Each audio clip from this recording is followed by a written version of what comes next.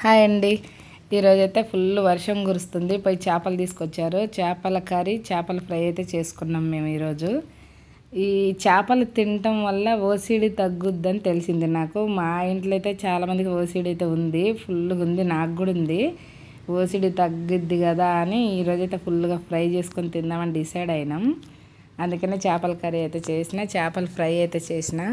మరి మీ ఇంట్లో ఈరోజు ఏం వండుకున్నారో నాకు కామెంట్ చేయండి తప్పకుండా. చేపల పులుసు చాలా చిక్కగా దగ్గరికి పెట్టినండి, చాలా టేస్ట్ ఉంది. ఈ వేడిగా తింటుంటే వర్షం పడుతుంటే చాలా బాగుంటుంది. మీరు ట్రై చేయండి. ఇవి మీకు నచ్చితే కామెంట్ చేయండి. చేపలు బాగా తింటే ఓసిడి తగ్గుద్దని మాకు డాక్టర్ గారే చెప్పారు. అందుకనే ఈ మధ్యన బాగా చేపల కూర అవుతుందండి మా ఇంట్లో. మీరు కూడా ఎవరికైనా ఓసిడి ఉంటే ఈ విషయాన్ని అయితే వాళ్ళకి షేర్ చేయండి. రెగ్యులర్గా చేపలు తినమనండి.